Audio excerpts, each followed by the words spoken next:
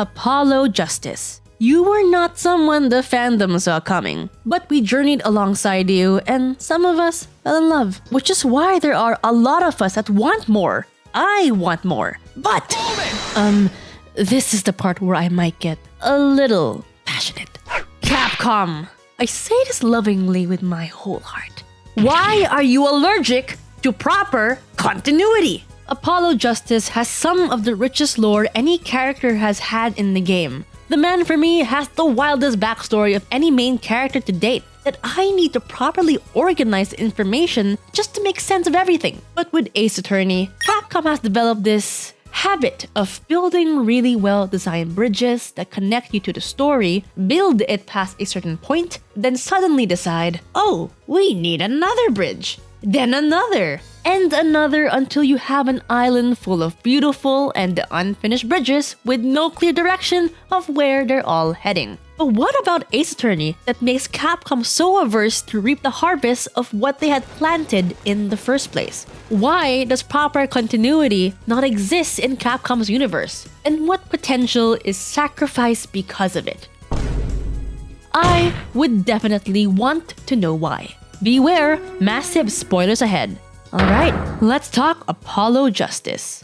Shu Takumi did not have Apollo in his original plan. He had always planned that Ace Attorney would tell its whole story in the first 3 games. He even said in an interview with the official Nintendo magazine that, I felt that Phoenix's story had been told, and that the series should not continue, he explained. Knowing when to end the story is very important, and I want to avoid dragging it out and having it become a shadow of its former self. But Capcom had other plans. They insisted that a 4th game be made, and Takumi made it clear that while he can see Phoenix included somewhere in the game, there should be a main character around whom the new story would revolve. Enter Apollo Justice. Apollo Justice is a defense attorney who debuted in Ace Attorney 4, Apollo Justice Ace Attorney. The game and the character were a surprising shift in the franchise that would give us some of the most jaw-dropping plot twists the franchise had seen thus far. I remember one of the most memorable things a friend of mine said was Apollo was just the most normal guy who's lived the most bizarre life. His childhood backstory alone is insane. We can go into great detail about his life, but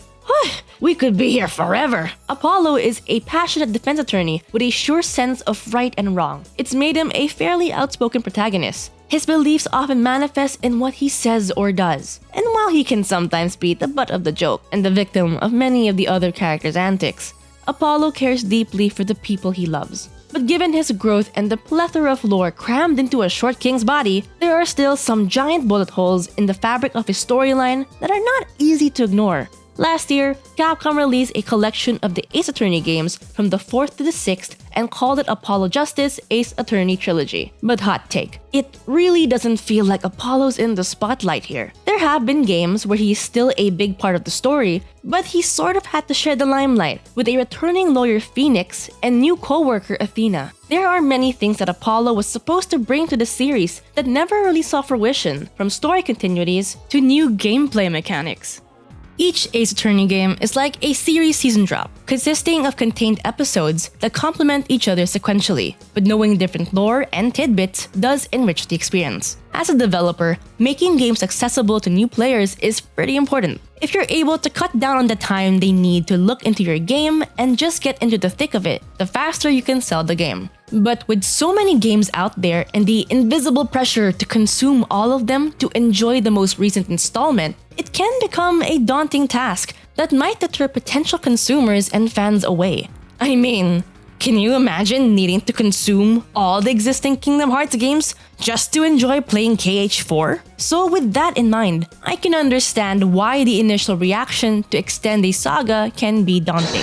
It's because Capcom asked Takumi to make more games that Capcom should have the responsibility of creating proper continuity. Can that be legally mandated? No, I wish. But do I think that the fans and people who can discover this franchise deserve to see their favorite characters be well realized? I think so. A lot of things have happened to the characters, things that would change them forever. For example, Phoenix has changed a lot, but there is scarcely a mention of the Hawthorne sisters since Trials and Tribulations. Dahlia, I understand why she won't return at all, but what about Iris? I'm not saying a character should constantly be bombarded by the shades of their past, but a few mentions when the moment called for it would be nice, and not too exhaustive callbacks. Apollo Justice has for himself many unfinished bridges that I feel are worth building on again. Maybe some of these things are what is keeping the devs from fully tackling the big plot points left from the wake of his first game. To get right into it, we need to talk about his family. Apollo would not meet his two surviving family members until his debut game, though unknowing of how they are inexplicably tied together. In Turnabout Serenade, Apollo meets his mother in the guise of La Miroir, a singer from the country of Virginia. After becoming embroiled together in the murder trial of her manager, she undergoes surgery to cure her blindness and gets her memories back, remembering she was once Thalassa Gramarye, a stage magician's assistant to the prestigious troupe Gramarye and mother to Apollo, whom she had with her first husband, musician Jove Justice, until he died in a fire, and Trucy Wright, Phoenix's adopted daughter and her child from her second marriage with fellow troupe member Zach Gramarye, real name Shadi Enigmar. Apollo meets Trucy early into his debut game. Trucy eventually becomes his assistant, and they immediately adopt a chaotic younger sister and tired older brother dynamic from the get-go. She accompanies Apollo throughout the game, while La Miroir makes a surprise return at the very end of the last trial, Turnabout Succession, revealing she also has the same bracelet Apollo's always owned since childhood. As of present, there have been some teasings of La Miroir lurking in the background, and Trucy is still very important to the main story and Apollo's life. But a part of me still worries. Is it a precursor to finally make that storyline go full circle? Or is it just a little Easter egg to keep fans hopeful, but in the end, empty-handed, never to be addressed again? Is Capcom willing, ready, to take Apollo Justice towards the next step? Back in the early 2010s, if something was stopping a full-blown Apollo Justice game from being made again, one thing I can imagine that would put them to a halt would be the continuation of the Jurist system. The Jurist system was a trial system that was being tested out during the last episode of Apollo Justice, Turnabout Succession. 6 jurors would all vote unanimously on the defendant's verdict using what they had learned from observing the trial. If added, the Jurist system would become a brand new mechanic for Capcom to figure out gameplay-wise, which means more time, effort, and money to be spent. They would be thinking about even more NPCs to handle and more ways to make the player think outside of the box to defend their clients with. But why introduce a new mechanic last minute? What is the point? Even if we assume the test trial failed and the project did not push forward, if you are not going to, at least bring it up again. But what if another game might have paved a possible way? The Great Ace Attorney marks the return of Shu Takumi as director. Some may say some of his best work. Shu Takumi in top form. Also Sherlock, Herlock Sholmes, is also a vital character in the games. Great Ace Attorney introduced the jury mechanic, where a group of people make their opinions on a case during trial, and it's up to Ryunosuke to convince the jury unanimously towards his side. The literal scales of justice, visualizing his progress in the background. The jury, while not the Jurist system, shows how in-game court trials can involve more people into an in-trial gameplay, possibly giving more possibilities to have cases be more creative. Maybe a juror isn't so unbiased, and you have to find a way to change their mind. Or maybe a member of the jurors is in love with the suspect or something. I don't know. Crazier things have happened. Great Ace proves that they can challenge and enhance the existing gameplay systems that the franchise is known for. Incorporating more experimental gameplay has made its way into the gaming sphere and worked. And I mean, since 2007, the franchise has introduced us to a lot of new mechanics, from the jury to Athena's mood matrix. So why am I making such a big deal about the Jurist system when Capcom has never been afraid of creating more?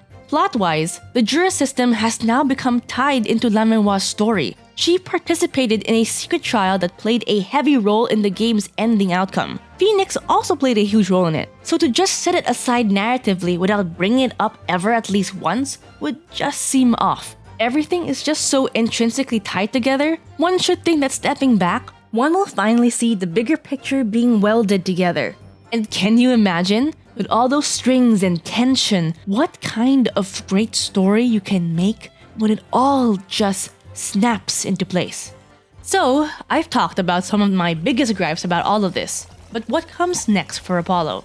We can't do anything anymore about what has already happened. Despite my gripes with a lack of complete focus on Apollo and to really let him shine, I did enjoy the last few games that came out. So where do we go from here? Khura'in. The last thing I want to see is Phoenix and the others never seeing Apollo again because he got shipped off, conveniently, to another country. At the end of Spirit of Justice, we left Apollo as he was starting his new life in Khura'in. This is possibly the prime spot to make an official, actual Apollo Justice game since his debut, with a fresh, clean slate. Much like Great Ace, where you enter a time where the legal systems were still in the works, the game can start from square one. Khura'in is a country that is at work with its law system. After years of authoritarianism from its former queen and Minister of Justice, Garan, together with his brother Nayuta, Capcom now has a whole new playground to test new mechanics and progress new and old storylines with. They can still have the things that make classic AA, and this is also the right chance to try something new,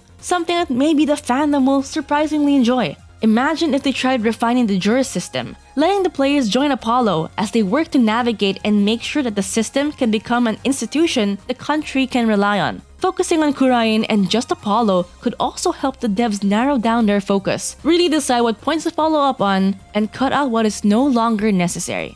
There are so many possibilities, and I'm sure there are a lot of fans who have already tried their hand at creating the could-be. The Ace Attorney fandom is one of the most creative and passionate I have ever seen. If the devs want to get inspired on where to lead a possible Apollo-centric concept, they can just go online, see what everyone's been saying. I'm pretty sure they will never run short on ideas. Take that!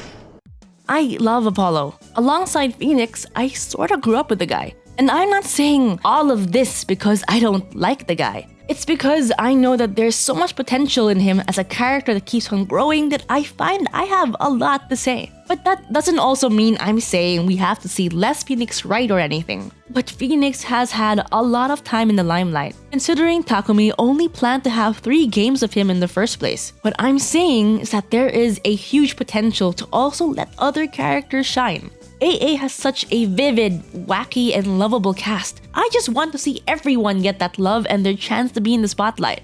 Most especially someone who has the honor of having a game named after him. Thank you for watching this video. If you want to hear more yappings about Ace Attorney or just all things gaming, don't forget to like this video and subscribe. This is Bina, and we'll see you next time.